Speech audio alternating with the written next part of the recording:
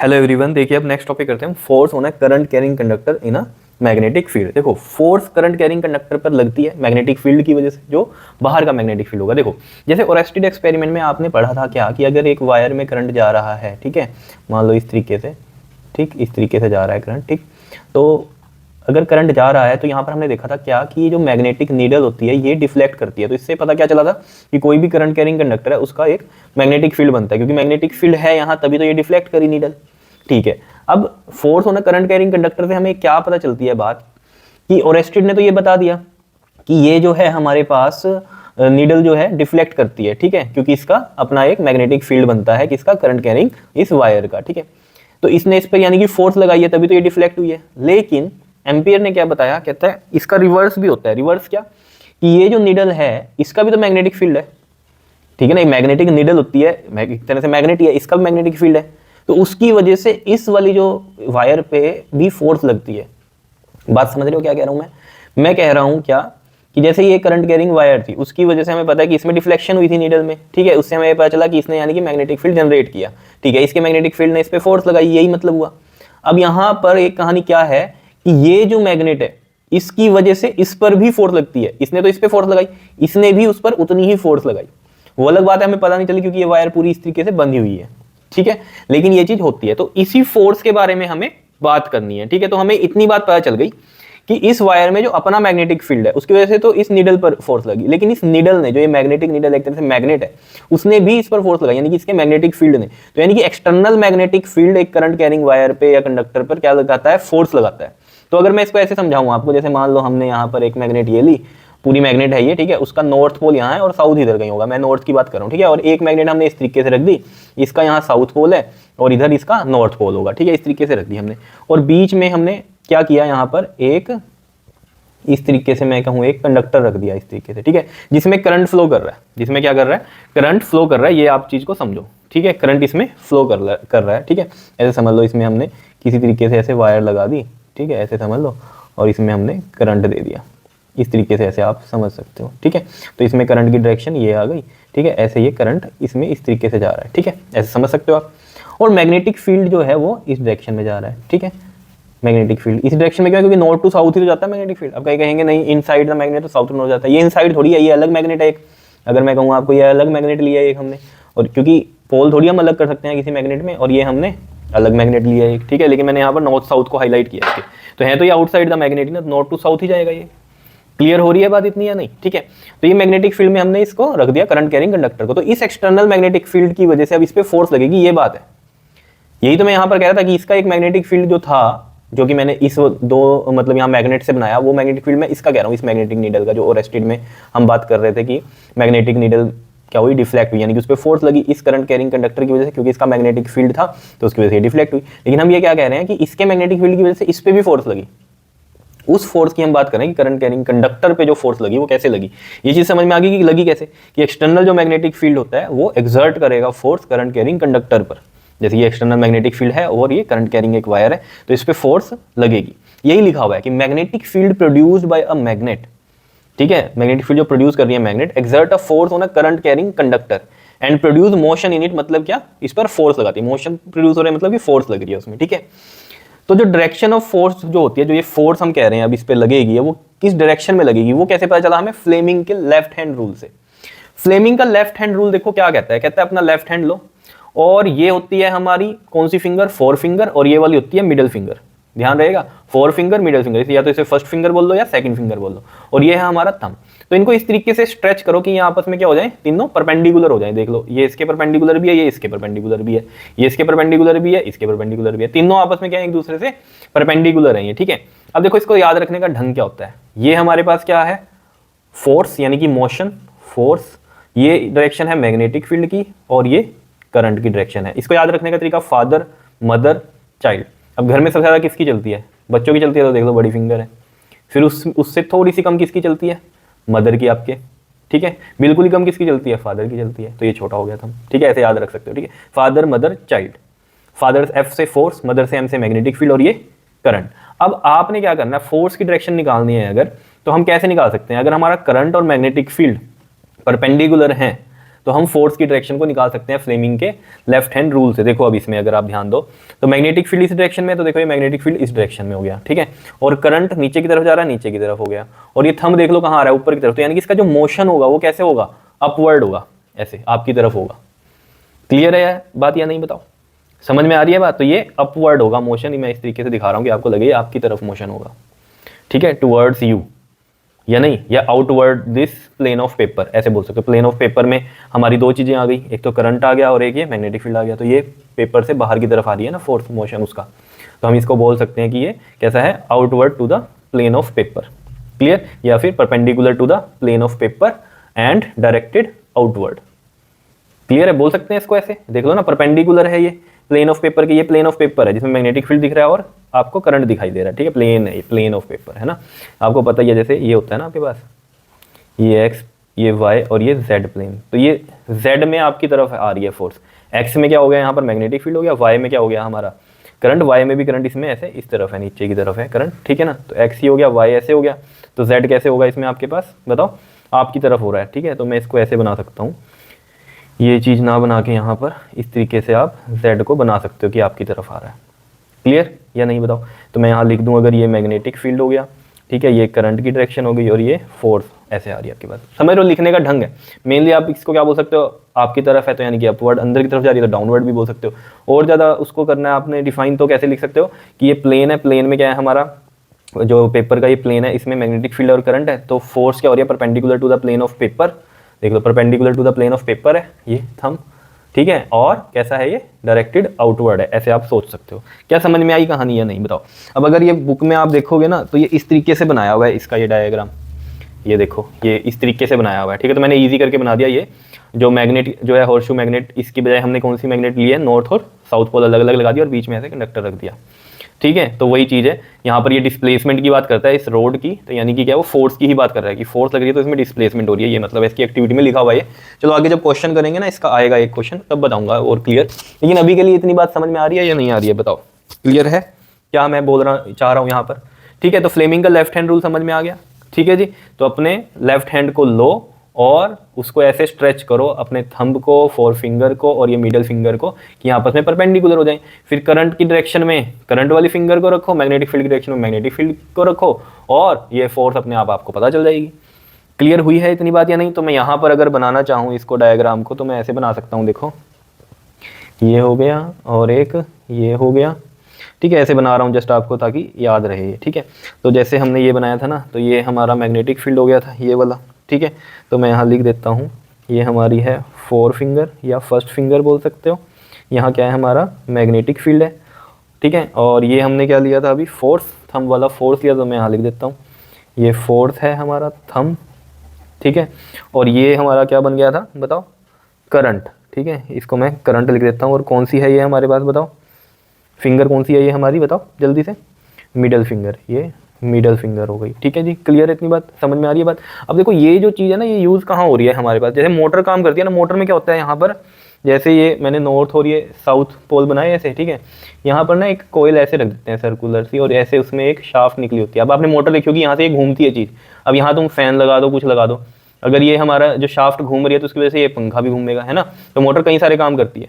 तो यहाँ पर वही चीज़ है कि भाई करंट इसमें मान लो इस तरीके से आ रहा है, मान लो करंट इसमें ऐसे जा रहा है, मैग्नेटिक फील्ड ऐसे जा रहा है, तो ये घूमेगी ना, इस पर फोर्स लगेगी।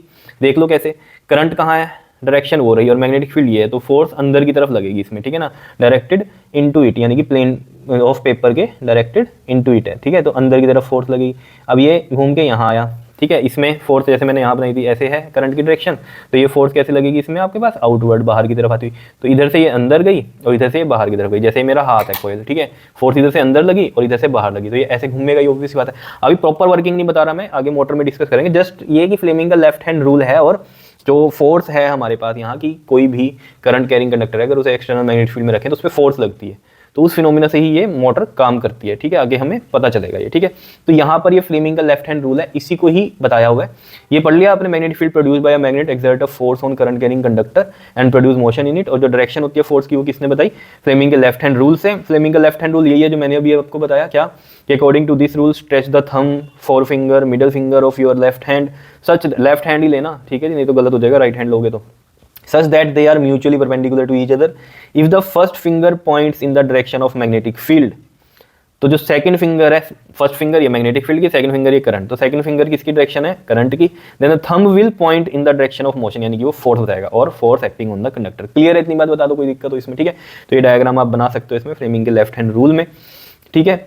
अब इसमें ना जैसे हमने कहा कि भाई एक कंडक्टर है और उसमें करंट मूव कर रहा है, चलो ये तो ठीक है। अगर एक मूविंग चार्ज हो, जैसे मान लो पॉजिटिव चार्ज है, मैंने आपको बोला कि पॉजिटिव चार्ज की जो है डायरेक्शन वो ये है, ठीक है, किसकी डायरेक्शन है ये, पॉजिटिव चार्ज की, ठीक है। तो इस पर बताओ फोर्स कहाँ लगेगी, अगर मैग्नेटिक फील्ड हमारा इस साइड है, ऐसे है मैग्नेटिक फील्ड की वैल्यू, मतलब डायरेक्शन ये है।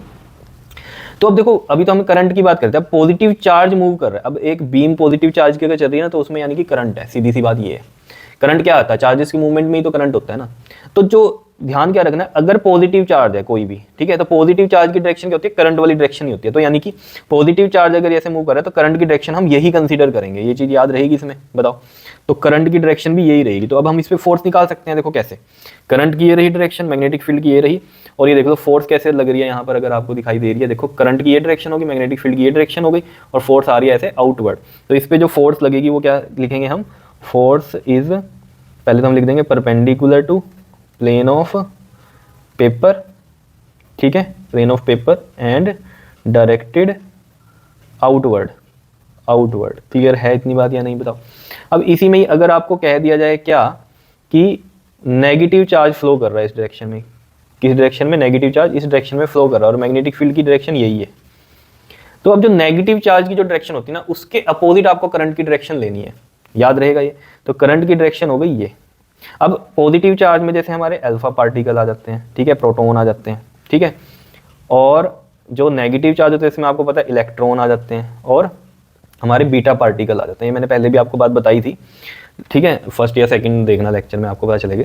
चलो मैंने यहाँ पर भी आपको दोबारा बता दिया। अब इसमें देखो करंट कहाँ है, करंट है ऊपर की तरफ, तो करंट हो गया ऊपर की तरफ, ये देखो मेरी फिंगर, ये वाली करंट इधर हो गया और ये मैग्नेटिक फील्ड इधर हो गया, ठीक है। और ये देखो जो थंब है मेरा अंदर की तरफ जा रहा है। अभी भी जो फोर्स है या मोशन है वो कैसा है, परपेंडिकुलर ही है प्लेन ऑफ पेपर के, लेकिन कैसा है, समझ रहे हो ना, प्लेन ऑफ पेपर ये रहा। अब ये डायरेक्टेड कैसा हो रहा है हमारे पास, ऐसे, ये चीज ऐसी थी ना, हाँ, ये अंदर की तरफ हो रहा है। अगर ये थंब मेरा आप देख पा रहे हो, ऐसे परपेंडिकुलर तो है प्लेन ऑफ पेपर के, देख लो ऐसे प्लेन ऑफ पेपर के, लेकिन कैसा है, directed, directed into it. Clear है, बताओ क्लियर है बात इतनी है नहीं। तो यहां से हमें एक चीज और क्लियर हो रही है क्या, कि अगर हम करंट की डायरेक्शन चेंज कर रहे हैं तो फोर्स की डायरेक्शन चेंज हो रही है। देखो फोर्स, करंट अगर नीचे की तरफ था तो फोर्स कैसे जा रही थी, बाहर की तरफ आ रही थी, और अगर फोर्स, अगर हमारा करंट ऊपर की तरफ है तो देखो जो फोर्स है वो कैसी हो गई, अंदर की तरफ हो गई इसमें कंडक्टर में। तो इससे हमें एक चीज पता चल रही है ना, कि अगर करंट की डायरेक्शन हम रिवर्स कर दें तो फिर फोर्स की भी डायरेक्शन क्या हो जाएंगी, रिवर्स हो जाएंगी, यानी कि उल्टी हो जाएंगी। अगर करंट को उल्टा बहा देंगे, पहले ऐसे जा रहा है फिर ऐसे करेंगे, तो पहले जो फोर्स बन रही होगी अब वो फोर्स उसके अपोजिट बनेगी। यही चीज़ है कि अपोजिट करंट फ्लो करवा रहे तो फोर्सेज भी फिर अपोजिट ही बनती हैं। ये चीज़ तो क्लियर है आपके या नहीं, बताओ। इसमें कोई परेशानी है तो बता दो। ये चीज समझ में आ गई। मूविंग चार्ज पार्टिकल की बात कर रहे थे हम, पॉजिटिव चार्ज की डायरेक्शन वही लेते हैं जो करंट की है। नेगेटिव चार्ज में क्या करते हैं हम, नेगेटिव चार्ज के अपोजिट में डायरेक्शन लेते हैं करंट की। ये तो आपको पता भी है वैसे भी करंट कैसे फ्लो करता है। ये देखो जैसे ये एक वायर है तो ये पॉजिटिव ये नेगेटिव, करंट की डायरेक्शन होती है हमेशा पॉजिटिव टू नेगेटिव। देखो पॉजिटिव चार्ज ऐसे चल रहे हैं और करंट की डायरेक्शन भी यही चल रही है, और इलेक्ट्रॉन चलते हैं ऐसे नेगेटिव से ऐसे, ये इलेक्ट्रॉन चलते हैं। तो इलेक्ट्रॉन की अगर ये डायरेक्शन है तो करंट की उसके अपोजिट डायरेक्शन है, और प्रोटॉन की ये डायरेक्शन है यानी कि पॉजिटिव की, तो वही डायरेक्शन करंट की है। ये चीज समझ में आई।